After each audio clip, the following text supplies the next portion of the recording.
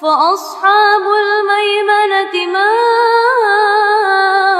أصحاب الميمنة. Ce vendredi, la grande prière de Juma s'est tenue comme à l'accoutumée à Madinatul Baraka sous la direction de Cheikh Baye Cissé, guide spirituel respecté à Kaolack. Fidèles venus de tous les quartiers de la ville et des localités environnantes se sont massivement réunis dans une atmosphère empreinte de piété et de recueillement. Avant l'arrivée de l'imam et le début de la prière, Cheikh Baye Cissé a livré un important bayan axé sur la soumission à Allah, la foi et l'importance de vivre selon les principes de l'islam. Il a rappelé que sans la croyance en l'unicité d'Allah, la tawhid, tous les biens matériels du monde n'ont aucune valeur réelle. ginnaaw gi la yàlla wàccee doomi aadama mu ne ci kaw suuf mu am mission bu précis nag bu tax mu bind ko ndax xam ngeen ne malaaka yi yàlla def leen a bind ñu am raison te amuñ désir yàlla bind mala yi ñu am désir te amuñ raison waaye yàlla bind doomi aadama am désir am raison doomi aadama yi nag bu góorgóorloo ba nga xamante ne maanaam désiram noot na raison yam kooku day mujj a nekk comme mala rek doomi aadama bu góorgóorloo mën naa baax ci def lu baax ak bàyyi lu bon waaye su toppee bakkanam mën naa dem ba mooy gën a sax yées mala loolu nag alxuraan moo ko wax yàlla moo ko wax te nit dafa am lu war a sàkk mooy gërmaane yàlla ak fexe yàlla bëgg ko lan mooy tax yàlla bëgg la mooy ngay def lu baax tey société bi boo gisee tey ñëpp tiit nañ lu tax ñu tiit am ñu bëri tiit nañ lu tax ñu tiit mooy besoin yi nga xamante ne société bi moo leen koy imposer li nga xamante ne du farata du sunna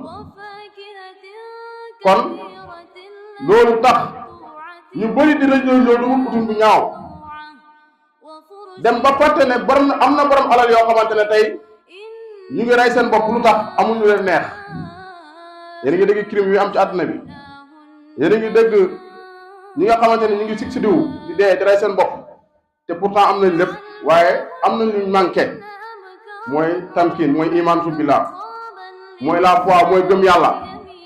nit bu amee gëm yàlla am nga lépp boo amul gëm yàlla boo ko amoo dara. La jeunesse est une étape cruciale de la vie. C'est à ce moment qu'il faut s'investir, travailler, persévérer, mais surtout rester sur le droit chemin et respecter ses prières. Si on néglige cette période, on risque de le regretter plus tard, a-t-il averti. ndaw ñu bëri di fooy seen ndaw te yàlla daf ñaa bind ñaar yoo xamante ne dañ ciy feebul mooy boo nekkee xale nga nekk liir mënuloo sa bopp dara sa yaay lay dimbale say mbokk ak ñu mel ni ñoom rek boo demee nag ba nekk jeune saytaan dana la soxla lépp soxla la waaye nag foofu mu war a góorgóorloo defar sa adama ci naka ci uti métier ci naka ci dem uti xam-xam ci naka ci jéem a def lu baax ci naka ci jéem a defar sa avenir mooy avenir fii ak fañ jëm bu nekkee na nag diggante boobu mu nekk jeunesse nga am jeunesse am kattan am doole donc koo fooyee caaxaanee ko ci ay futilité te malheureusement tey ndaw ñu bëri seen ndaw dañ koo yàq ci ay futilité ci def loo xamante ne amul njëriñ waaye bu nekkee nekk nga ndaw góorgóorlu sa ndaw ci góorgóorlu ut wërsëg bu dundal say mbokk ak sa bopp ak say boosee waaye tam góorgóorlu liggéeyal loo xamante ne suñu borom boo demee ëllëg fekk ko fa ndax foofu nag loo fa defut doo fa fekk foofu kon kenn ku nekk rek war ngaa góorgóorlu balaay mag di ñëwaat ndax feebuloon nga ba nga nekkee xale waaye di nga feebulaat ba nga nekkee mag soo nekkee mag feebul nga mënatoo dara mënatoo defal sa bopp dara kenn ku nekk yaakaar naa am nga ay mag sa kër damay wax ne mbon amul njëriñ ku jàpp ne moom am na njëriñ rek xoolal sa biir kër sa koñ ñu fa nekkoon di bon bonlu di bandi bandilu tey anañu kenn ku nekk rek na xool sa environnement ñu la wër ñu doon bon bonlu ak ñu doon jaay fit ak ñu jàpp ne def lu bon am na njëriñ tey buñ xoolee ñooñu damay gis ne kenn ku nekk rek sa dund yàq nga ko ci ay futilités yoo xamante ne amul njëriñ. La jeunesse et le pouvoir ne durent pas ñaar yooyu duñ duré maanaam ndaw ak pouvoir maanaam doole du duré moo tax boo nekkee ndaw il faut nga respecté mag ñi ndax bés dina ñëw nga nekk mag soo amee doole na nga yërëm ñu am doole ndax yàlla bés dina ñëw mu néew la doole waaye tam boo amee abondance maanaam wërsëg soo mënee dimbale na nga dimbale ndax bés mën naa ñëw nga ñàkk kon kenn ku nekk rek soo nekkee jullit war ngaa bàyyi xel sa mbokkam jullit te nag ñu xam ne lu waay def sa bopp kenn deful kenn dara fa man yaxmal miskaala saratum xayran yara ma ne nit ñi lu waay def lu ne sa bopp nga ko def ku def lu baax sa bopp nga ko defal ku def lu bon tam sa bopp nga ko defal. Dans un ton ferme mais bienveillant, le guide religieux a mis en garde certains dérives fréquents dans la société actuelle, notamment l'usage irresponsable des réseaux sociaux. Il a dénoncé le fait d'exposer la vie privée d'autrui ou de mentir, des comportements qui, selon lui, sont incompatibles avec les valeurs d'un vrai musulman. moo tax tey dafay gis société bi ñi nga xamante ne seen wax yépp ak seen yitte yi kaa lañ koy woowee dañ ko rafetal loolu mooy wax dëgg lu dëgg rek tey kenn ku ne day ñu naan xaar mu ne la kaa yooyu du dara loolu wax lu dëgg rek tey kàcc la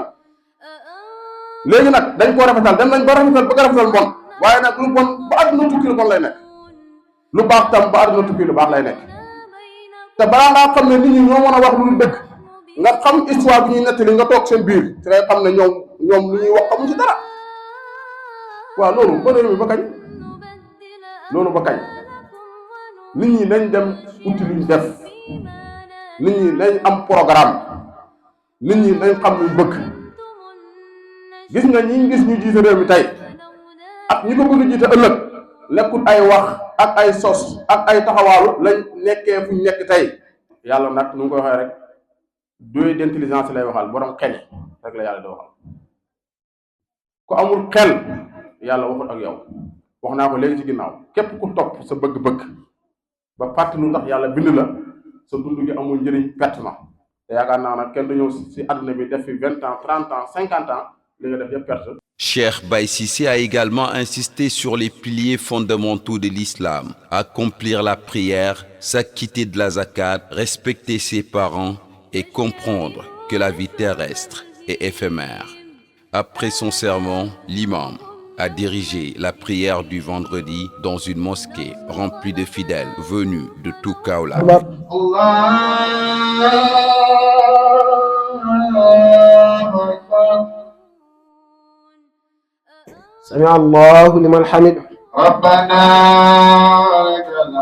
Comme chaque semaine, dans un geste de générosité et de solidarité, le guide religieux a offert des repas aux enfants, talibés et aux jeunes vendeurs du quartier présents à la prière. Une action qui traduit son engagement constant envers les plus démunis.